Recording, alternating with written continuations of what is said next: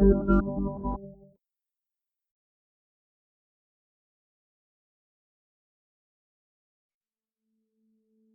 Indian Foreign Service has always been recognized across the world for its sophisticated professionalism. Indian diplomats have earned respect for their ability to nuance flexibility with firmness. Several challenges have come India's way, one of particular significance being the period after India went nuclear and was shunned by the world. And India's diplomats brought her out of that near pariah status with dexterity and resolve. Over the years, the Foreign Service has lost some of its sheen, becoming more combative and less diplomatic.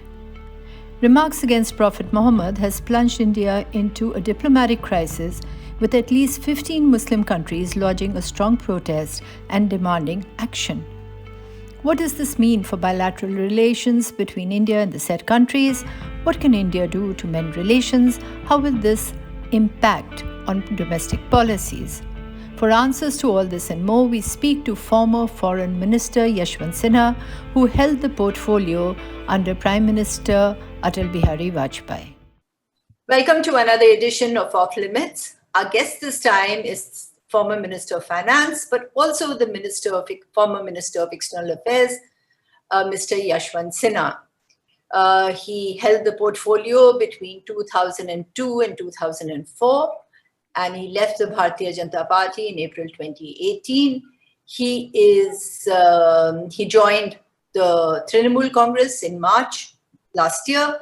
He is, of course, a writer, a columnist, a voice of conscience, who keeps sort of putting or trying to bring things back on track with his social media presence, as well as what he writes and he says. So welcome so much to this conversation, Mr. Sinha, and we are very glad to have you with us. Thank you, Seema ji. I am also very happy to be with you.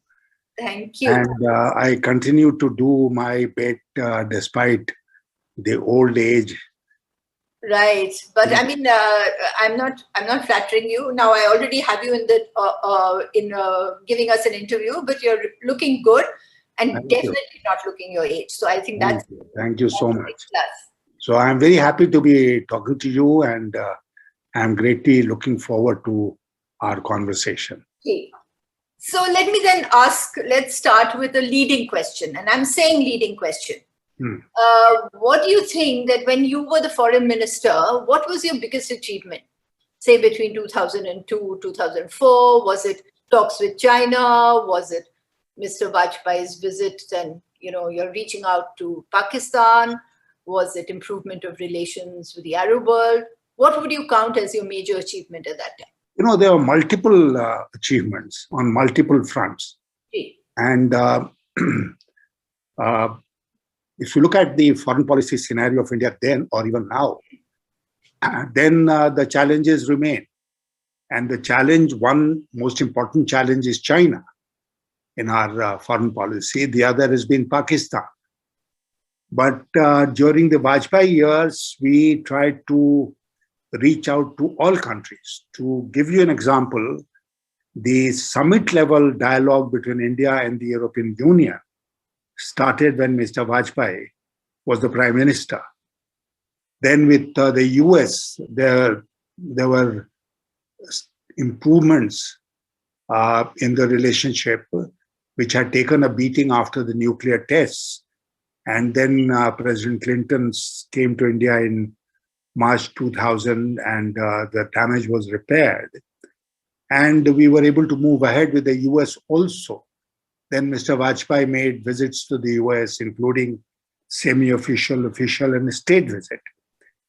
And then as far as Russia is concerned, we continue to maintain extremely cordial relations with Russia. With China, I'd like to remind you that Mr. Vajpayee made a visit to China. Exactly. 2003. And I had accompanied him on that visit. And we signed an agreement with China in which for the first time, China recognized Sikkim as Indian territory. Exactly. It took it off the map. I think that was a major. Yes, yes. So, and the relationship, the conversations, the dialogue in Beijing were all very, very cordial. And we were able to ensure that there was no real disturbance on the line of control or along the long boundary with China. As far as Pakistan is concerned, Vajpayee made a visit to Pakistan in January of 2004. Yes. Now, all this is part of history and very few people remember it. But because I was part of all that was happening then, I remember it very well. There was a SAARC summit taking place in Islamabad. And Vajpayee went to Islamabad to attend the SAARC summit. And then there was a bilateral with Musharraf, who was the ruler in Pakistan then. And on the 6th of January 2004, a very brief but a very seminal statement was signed, not really signed, was issued, let's say, by India and Pakistan. What was it? It was a joint press statement. That was all. It was not an official communique. It was not a memorandum of understanding. It was just a joint press conference, a press statement. And I remember in Islamabad, I was allowed by the then foreign minister of Pakistan, with whom I continue to be on very good personal terms even now, Khurshid Kasuri. And he asked me to address the media first, and the whole world media was there in Islamabad. And I remember meeting the media. And that statement was a very, very important statement. I think of all the documents that have been issued between India and Pakistan throughout our long existence, I would rate the Shimla Agreement and this January 6, 2004 statement as the most important. As the most important. Why was it most important? Why was it most important? For the simple reason that in that statement, for the first time, Pakistan agreed unilaterally to eschew violence, export of violence to India, export of terrorism to India. And they didn't insist on any reciprocal assurance from India because we were not the guilty party. So in a way, Pakistan accepted that it was the source of export of terrorism and violence against India. They agreed not to do it. And we agreed that we will resume the composite dialogue process. Right. In fact, before we demitted office in May of 2004, I remember our then Foreign Secretary had already made a visit to Islamabad to fix the contours of the composite dialogue process and how we'll be proceeding further.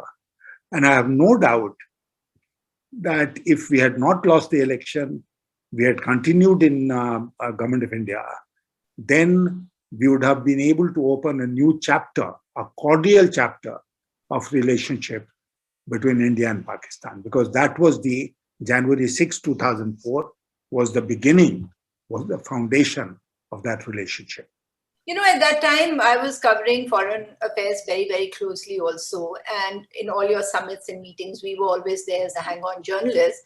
And the Pakistanis and Musharraf and all the groups around him actually believed that if anybody could bring peace, it could be the Bharatiya Janata Party. And I remember one such discussion where we were saying that everybody has a limit to their constituencies, and constituencies then start exerting a certain kind of pressure, and the BJP can perhaps go that far and not further. And we could see that when Manmohan Singh became the Prime Minister and couldn't patch up with Pakistan at all because of pressure from the BJP and also within his own party.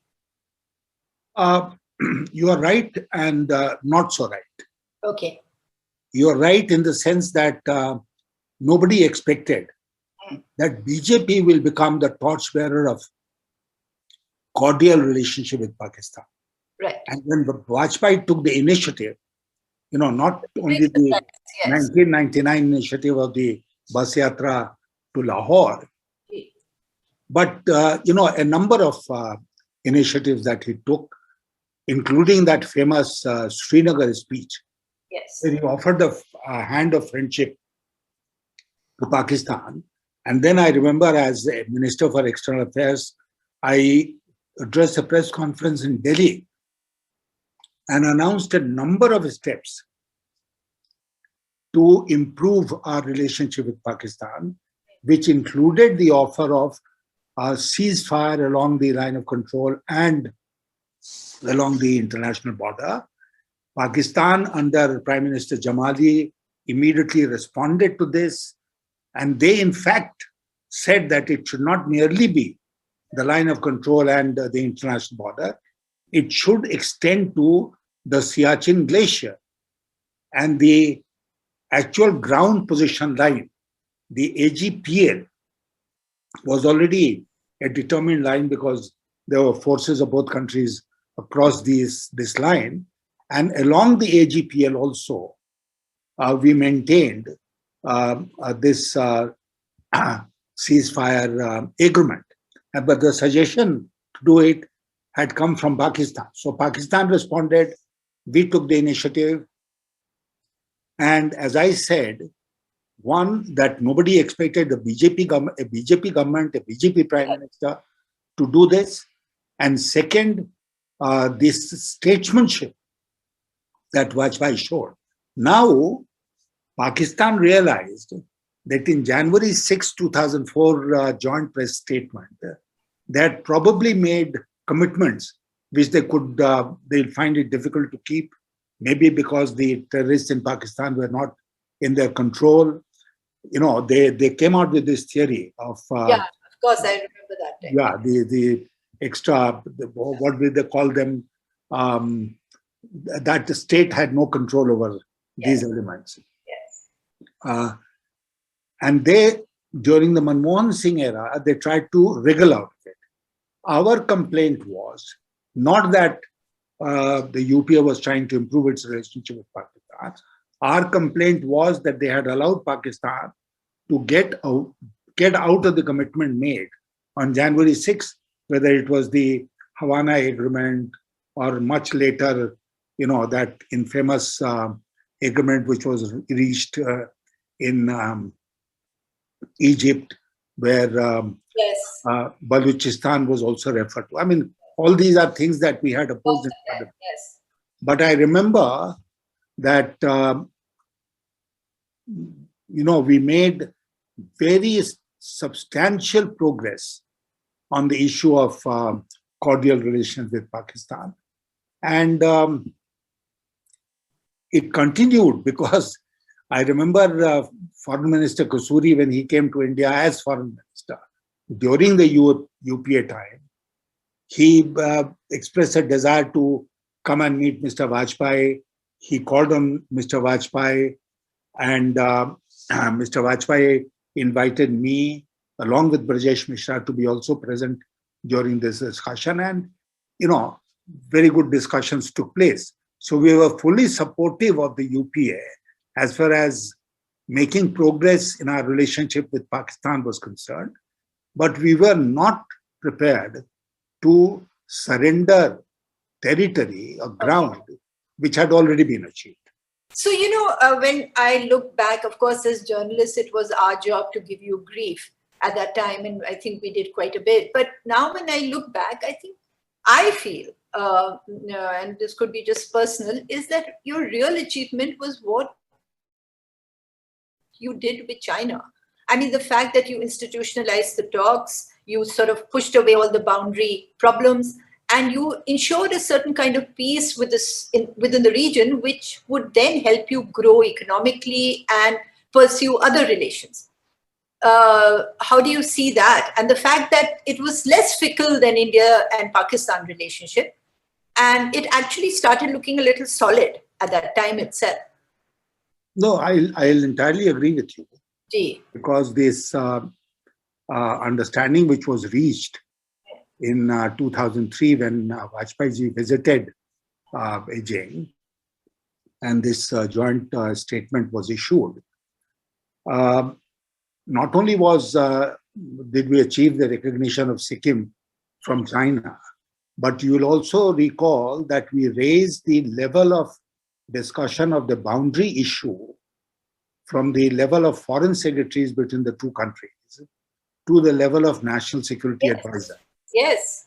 And Brajesh Mishra was representing India in these talks, and I think his name was... And later Mr. Narayanan also, I think, continued for a bit under the Congress, right? Yes, yes.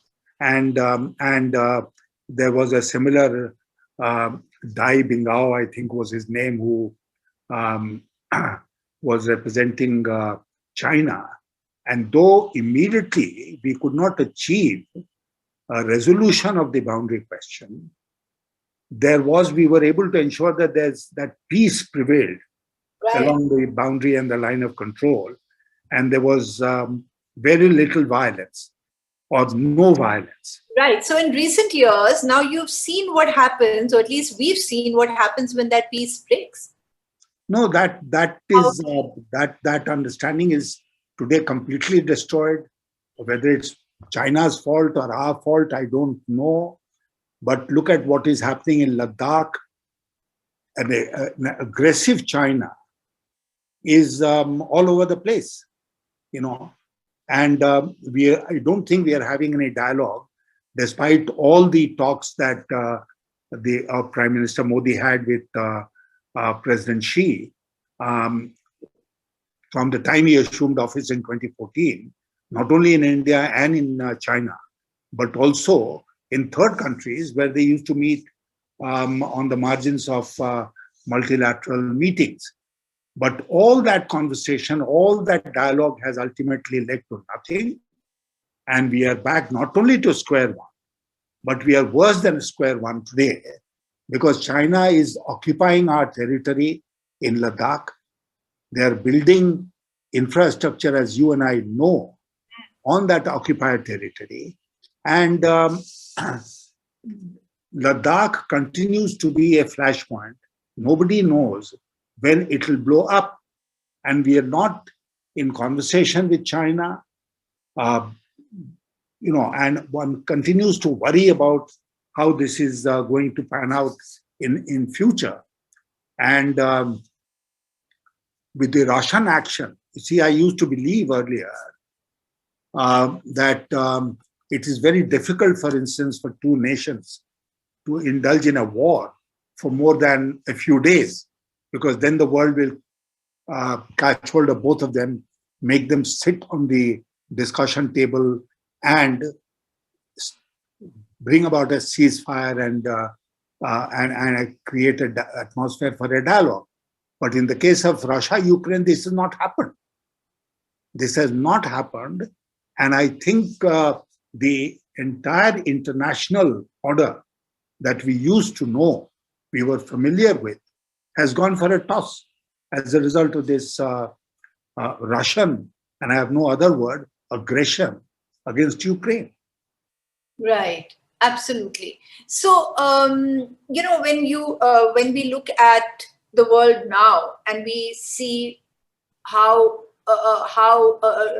what should I say, domestic policies really impinge on international policies. It always was so, but do you think it's far more now than it was earlier as the world is going smaller, and then what happens within countries often generates reactions outside? There is an element. Before I move to the Arab thing, Mr. Sinha, I'll talk about the China issue also. I mean, when our social media, say, starts trolling China, and it's supposedly for domestic consumption, but then you find that Beijing reacts to it. You find their spokespersons don't like that kind of an attack. And everything sort of gets meshed, and it influences foreign policy and relations and bilateral relations in a very adverse fashion. You're right. You're right. I will like to say that in every country, there is an element of domestic policy incorporated in its foreign policy. because when you are talking about protecting your best national interest, it includes domestic national interests also. Of course. But it cannot be purely an extension of domestic policy, as it seems to have become in our case now. I recently wrote an article in which I wrote that when we used to go abroad with Vajpayee, Vajpayee also used to address meetings of NRIs. There were generally hall meetings, and there was, interaction, and he used to say what he wanted to say. But these were not advertised in the manner in which these are being advertised nowadays. And, the Prime Minister is going out. The recent Quad meeting, for instance, his latest outing abroad. The achievements of the Quad were not advertised. I don't think anybody was interested in what was achieved in this four-country grouping. But the Indian media was all over the town showing how Mr. Modi was addressing the NRIs and how there were shouts of Modi, Modi. That became the most important point. And wherever he has gone, this extension of domestic politics into foreign policy has become a hallmark. Earlier, there was a clear understanding, Seema ji, that when you are on foreign soil, there will be no discussion of party politics on that foreign soil. We will not discuss domestic politics. And I remember even when I was not in government, I used to scrupulously observe it. And I remember one occasion we were in the US when I had to tell my Congress friend who was with me that we are not discussing politics. I'm not criticizing your government's policies here.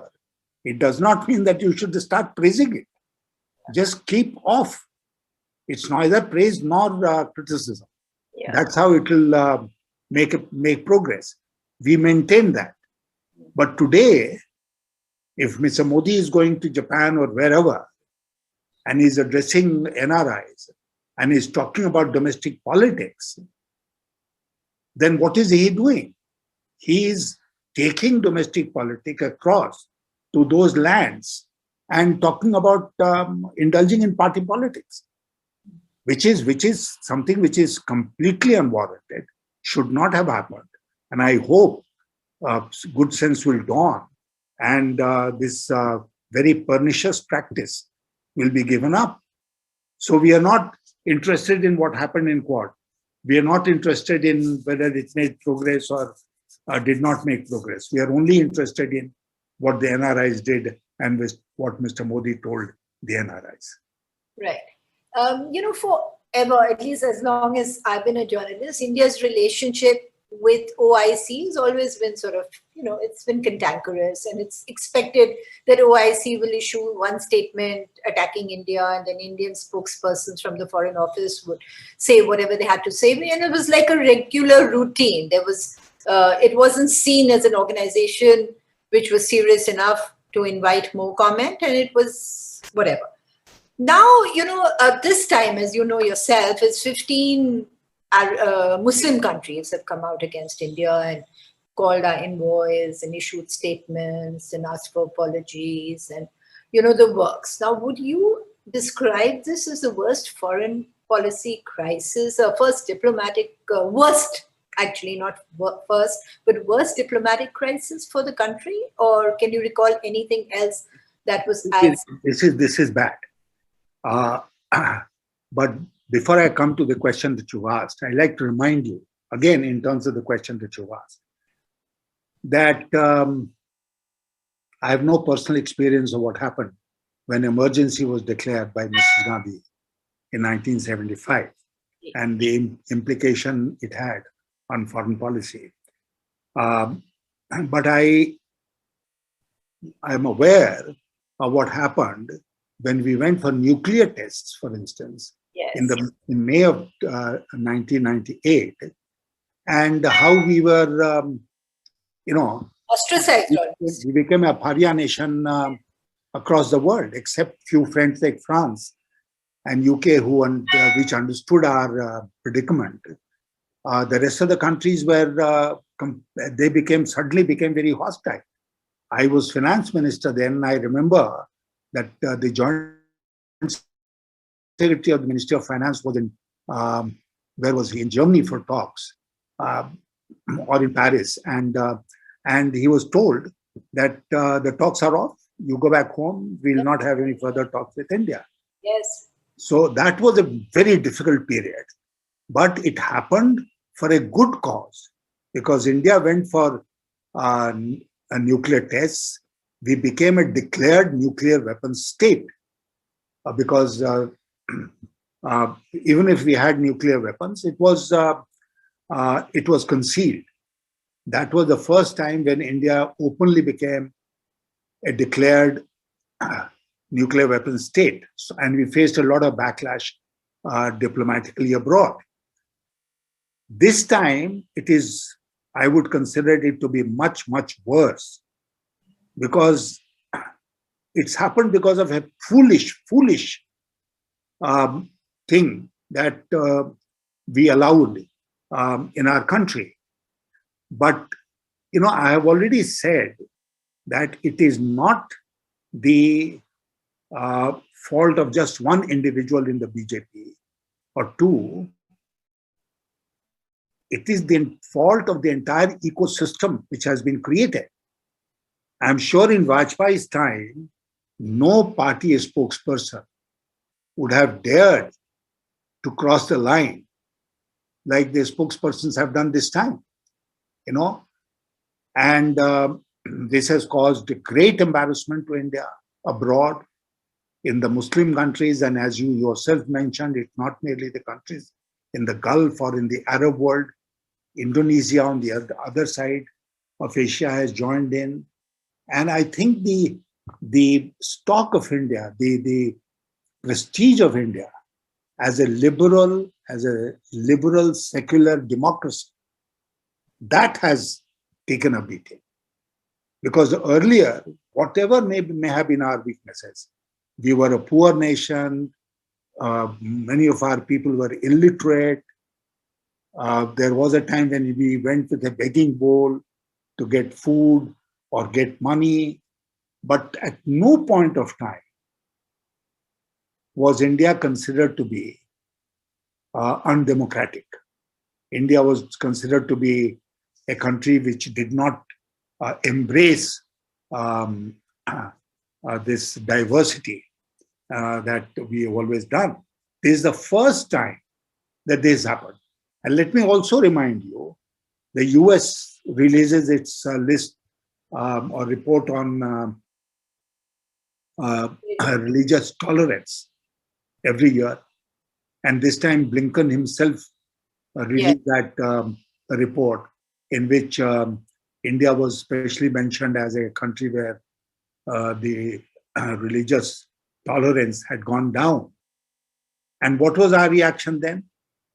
Our official reaction from the External Affairs Ministry was combative. We said, yes, but you're doing it for your vote bank politics. So now come out with the same kind of a statement and tell Qatar and Indonesia that you're doing it for your vote bank politics. So what's the pressure that they have on us? Economic, what? I mean, I'd like you to spell it out. Why have we retracted? Talk about the OIC. Now, OIC is an organization which often works under the influence of Pakistan. Yes. And the rest of the OIC countries go along. Okay, let's issue a statement. Let us criticize India. Let us condemn India. And we come out with our routine reply to that. But with the member countries of the OIC, we have always had very cordial relationship. And we have deliberately cultivated that relationship. It's not an accident. No. We have deliberately cultivated that relationship through a great deal of effort. Now, suddenly, these countries have become hostile. They are angry with us for some silly thing which somebody said here, and we have not. Some action has been taken in the sense that those people have been suspended or thrown out of the BJP.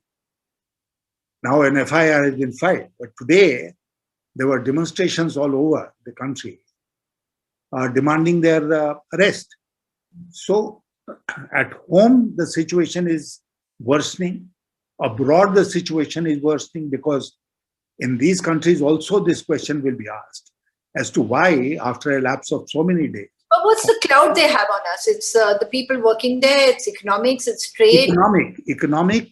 It is both economic because we get our crude supplies from these countries, which is very important. One can say that, okay, it doesn't matter. We'll not buy our oil from these countries. We'll buy it from Venezuela and buy it from Russia. But look at the transportation cost. These are countries in our backyard. Right. We have even been thinking in terms of pipeline, for instance, to carry crude. But apart from the fact that we are getting a lot of our crude from these countries, look at the number of people from India who work in these countries. Absolutely. And they would be put to such hardship if they were to lose their jobs, if they were to be thrown out of those countries, or even if they refuse to take any more Indians, and Pakistan, Bangladesh, Nepal, there are many countries which are, ready to fill the gap. Right. So our economic interests are very important as far as relationship with these countries is concerned. And it's interesting that, these are all authoritarian regimes, and India always was in a democratic high horse in our dealings with them, even though we were always trying to keep relations good. But now you have all regimes like Saudi Arabia telling us what should be done and what shouldn't be done in human rights. Very tragic. So ironic. Very, very sad. Right. It's been our policy, Seema ji, that we'll not bother about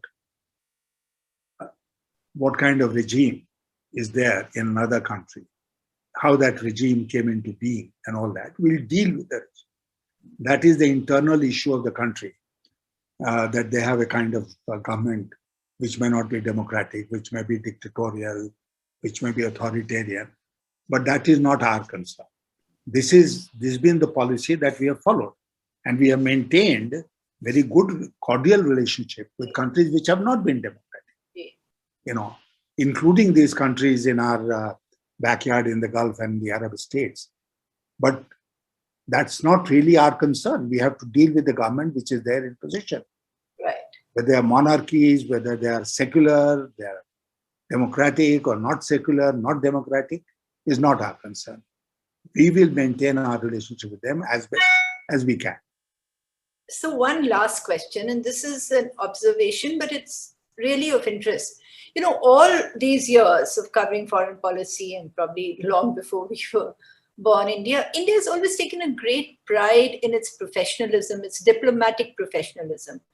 And the way our statements were worded, the way our ministers responded to challenges, some of which we have discussed now, the way the whole projection was, even during the nuclear deal, when you said we were a pariah, the way it was handled without being belligerent and aggressive. You have the same foreign office. In fact, you have continuity in the foreign minister, who was also foreign secretary, is a career diplomat. But the language of the statements, I don't know if I am saying it or whether you've noticed it, has become very different. It is not as polished and as nuanced and as sophisticated as it was before. Do you agree with me? I would consider the Indian Foreign Service as one of the best diplomatic services in the world. And you are aware of this as much as I am, that Indian diplomats have been always considered to be very good in drafting. In fact, the burden of drafting has always been put on Indian diplomats. And therefore, We are good in English. We can express ourselves very well. Drafting is very good. And it's also not merely good, but it is also, as you said, very nuanced. We understand the significance of each word. We understand the significance of each comma and full stop. So therefore,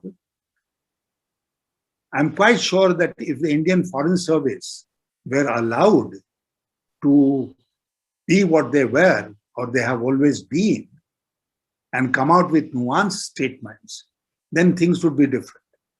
But, and I have no personal animosity against the present External Affairs Minister, but you said, and which is a fact, that he was Foreign Secretary, he was ambassador in various important countries, and now he's become Foreign Minister.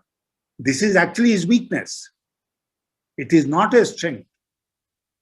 You need a thoroughly political person in that job. You get all the professional advice you want from your foreign service officials. So what is the meaning of having a glorified foreign secretary as foreign minister? I think this is a major weakness. And this gentleman has, in order to, what shall I say, out-Heroding Herod, he is at times crossing the line and making statements which are neither here nor there. So if you were there now, this is definitely the last question. If you are then were there now when all this mess had happened and the Arab countries for some reason had gone off, what now do you think can be done to bring back relations to the level they were? There are two things. One is that you take whatever action is warranted by law against the delinquent persons. Number two, reach out to these countries, explain to these countries. You can't dismiss the ruling party's spokesperson as fringe element and expect everyone to believe it. I would, left to myself, suggest that we should send high-level emissaries to these countries. After taking those steps which are necessary under our law against these guilty persons, we should send out high-level emissaries who will go and meet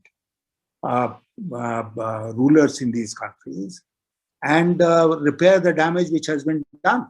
The vice president was there in Qatar, I think, when all this was happening, and he would have come back with some feedback, I'm sure, and given it to the government and to the External Affairs Ministry.